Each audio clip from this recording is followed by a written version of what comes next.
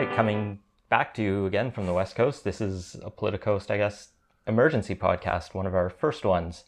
While I was editing the show this morning that we recorded last night, Christy Clark resigned as leader of the Liberal Party of BC. Something everyone had kind of expected to happen either very shortly after the election or after she lost her confidence vote. I think we'd all kind of settled into a position of Christy Clark was actually going to stick to her word and live on as leader of the opposition in BC. And now she's stepping back from politics. She's announced today she's going to resign on Friday, August 4th as leader. She's also going to resign her seat as MLA in Kelowna West. We don't know exactly when that will be. It might be the same day. It might be 2 years later, but it sounds like it's sooner than later. And now Rich Coleman has been appointed interim leader, I guess as of next Friday, the Liberal Party of BC. Yeah, the timing about this was probably the weirdest thing. And I think with the exception of this last week, every time we talked BC politics since she lost the confidence vote, I've been saying some version of, why is Christy Clark still around? And it seems weird that it's just taken this long for it to actually happen. The one thing that sort of makes sense about today is you do in politics tend to drop bad news you don't want to get talked about a lot on a Friday, that sort of bury it so it's not on the headlines on a morning weekday paper. I mean, with social media, that's hard to do these days, and the internet, people are going to be talking about this all weekend and probably through next week, and it's going to be the front page of the Vancouver Sun, whatever day that comes out, I think Saturday, and the Province on Sunday, or vice versa. Yeah, if anything, the fact that it's kind of, the dog days of summer is going to be the reason it doesn't get a huge amount of traction more than the Friday thing, I think. But it is annoying for us, timing-wise, and now we have to come back here and put this out for our loyal fans. I think the other reason it's about now is she basically led the Liberals as long as she could. She probably didn't want to go into this legislative session, which will start after Labor Day, as leader unless she was going to stick it out. And so she was probably just weighing her options and went, you know what, now it's probably better to do it than in 2 or 3 weeks. And there was still an opportunity for her to cling on until, a week or two ago. It still probably would have been better to just leave as party leader the same time she stopped being premier. And this makes me wonder if there wasn't a lot of behind the scenes pushback against her decision to stay on, which finally overcame the resistance this week. Yeah, it wasn't as classless as the Jim Prentice sort of the night you lose the election, announce you no longer want to be leader of that party or even have your seat before they've even finished counting votes in your constituency.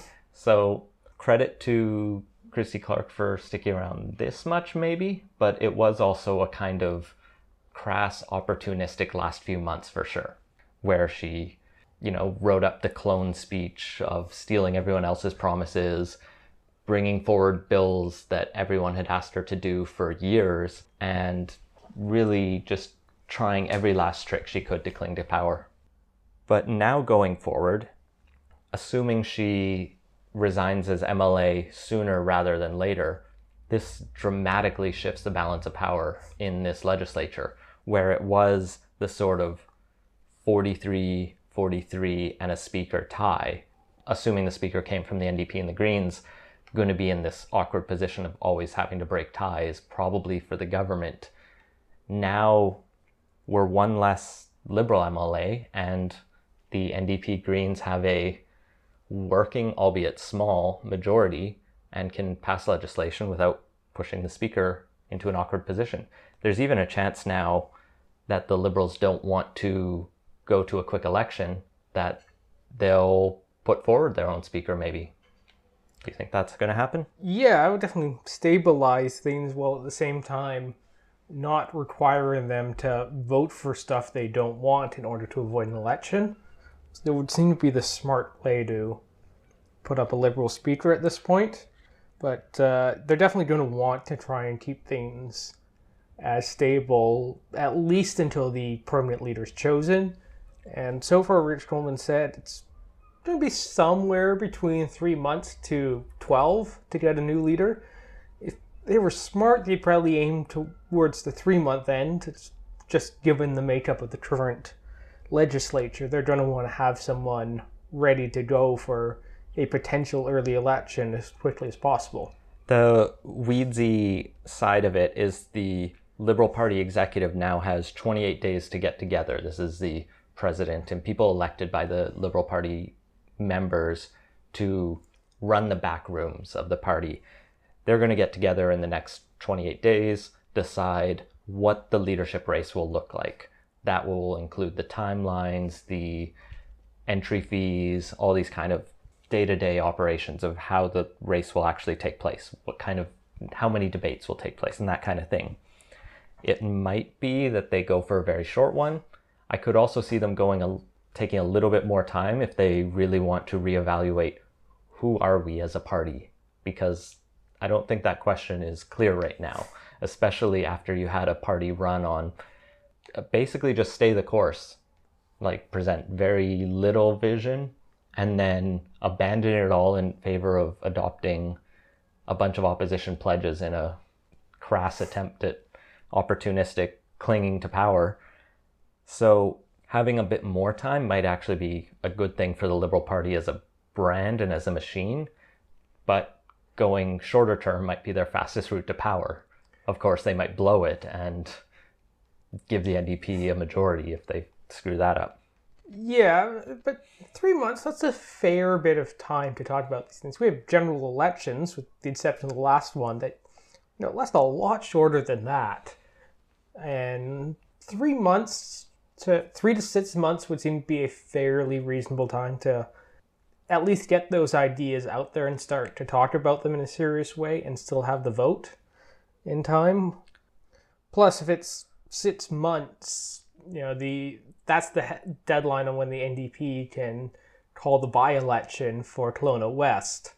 So that would be kind of the point where you'd want to have a new leader in place, because not only is there now a seat that they can potentially run in rather than having to do another by-election, get the leader in, which is how it's typically done if there's an outside winner of the leadership race. It also means that's the point where things get less stable and there's potential for an early election at that point. So I think 6 months is probably going to be the limit on what we'll see on this.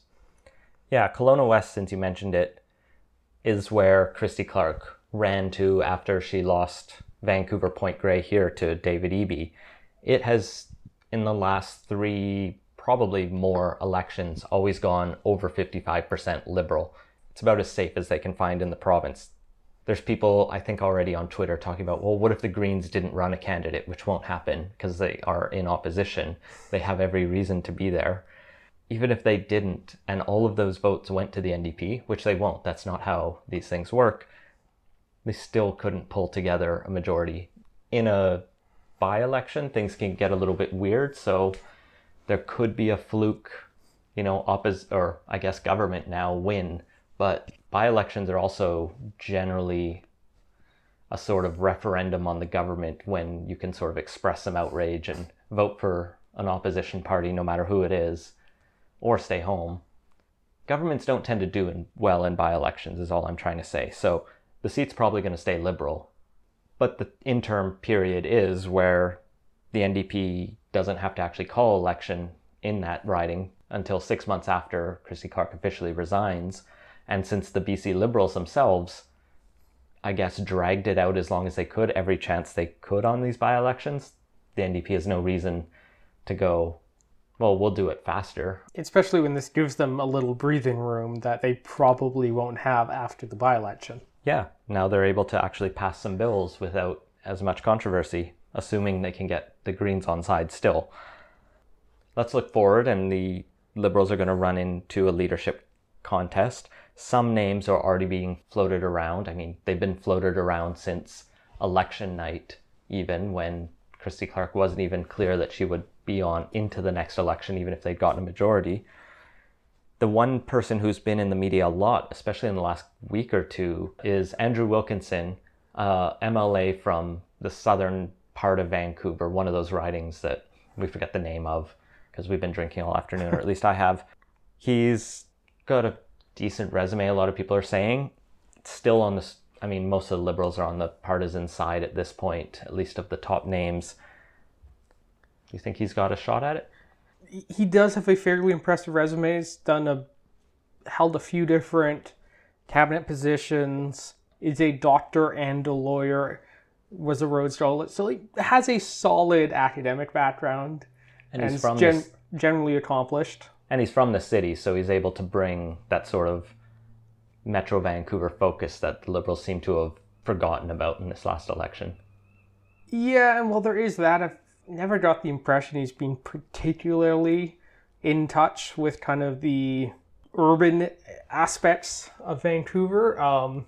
Just as a random example, his election vehicle that he was campaigning around was a big pickup truck, which is just not the sort of thing you normally see in a Vancouver city riding. And it's his colleague just to the north in Vancouver, Point Grey, had, I think, a little smart car or something that was definitely more fit that urban vibe. And it's, I don't know, he's always seen more kind of disconnected from some of the urban issues, despite the fact that he actually has a riding in the city. But it's also worth pointing out, this is kind of the well-off, low-density southwest corner of the city, so it's not the sort of area. It's the sort of areas of Vancouver that fight hard to keep transit out because it's the thing that brings the riffraff in. Well, I guess on the other side then, one of the people who's very Metro Vancouver and lives in Metro Vancouver, Sam Sullivan, very popular MLA, as much as a Liberal can be in the city of Vancouver, person with disability, well respected in a lot of the nonprofit communities, and generally people have sort of pitched him as either the next speaker or maybe even next leader of the party, just for all the different realms he's been in. Perhaps he will put his name through. Yeah, and he's from Vancouver Falls Creek, which is a lot more central and, well, urban. And I think he also just generally connects a lot better. From what I gather, Andrew Wilkinson can be a little cold, while Sam Sullivan seems to have better personal skills and be better able to connect with his community. And I think Liberals really want to try and make gains in the metro area. Sam Sullivan's a pretty good choice. And he has, a fairly good record on a lot of kind of the urban issues that, Metro Vancouver cares about. Sam Sullivan's gone to bat for stuff like transit funding and a lot of those sorts of things when the rest of his party's been a little ambivalent on them. And just as far as the sort of person you'd be looking for if you really want to make Metro Vancouver gains, I think Sullivan's a good choice on that front.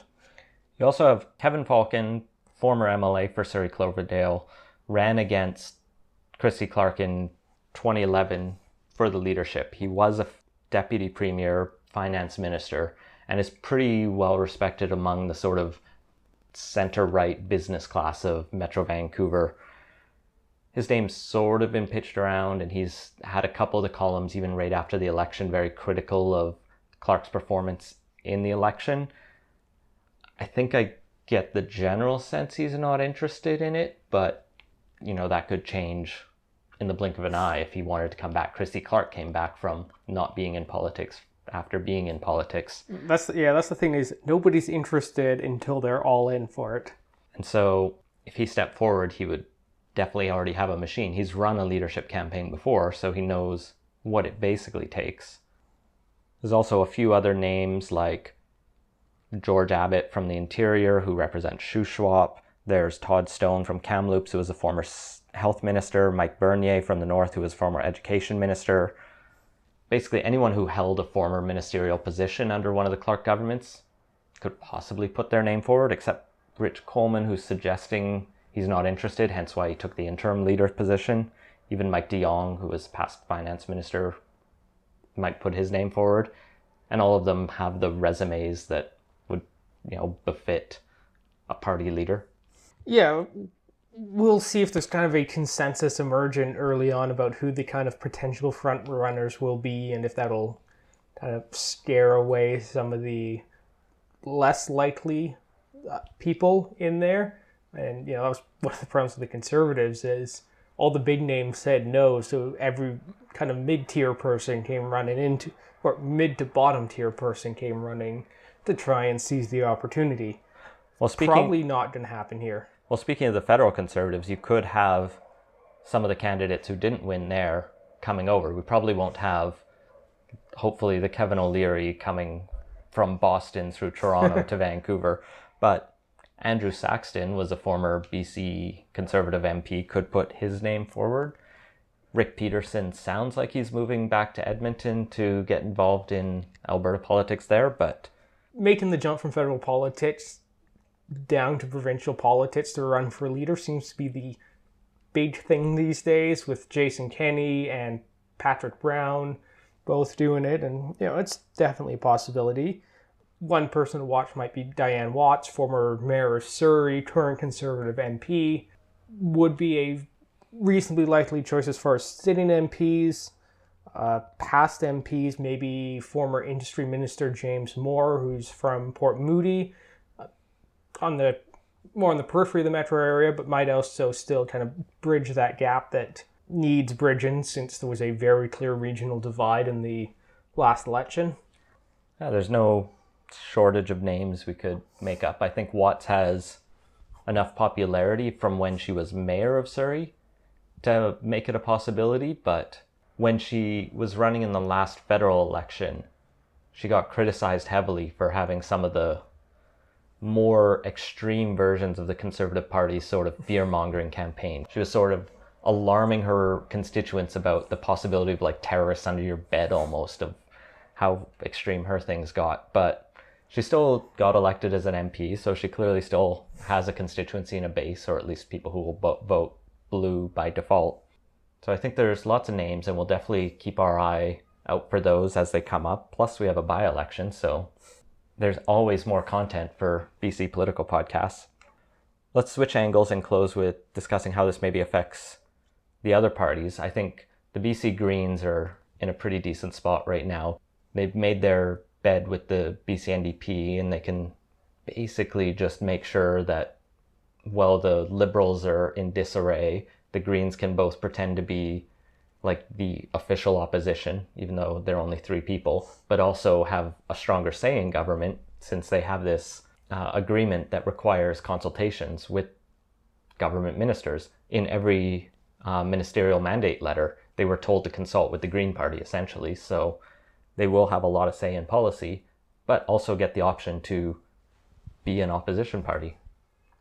But then on our sort of favorite fringe side of the aisle, there's the BC Conservatives, who saw a big opportunity here after the election when the Liberals didn't quite hold on to the gains they'd made previously, and then sort of broke all of their Conservative side in favor of offering branches to the progressive sides of the legislature. And now there's a leadership race, which kind of sucks all the oxygen out of the right half of the political spectrum in BC, since if you want to effectively defeat the BC NDP, why would you put your time and effort into the BC Conservatives, who, let's remember, are also running a leadership race this autumn? Yeah, they have tried to capitalize on it, and I don't think that'll be too successful.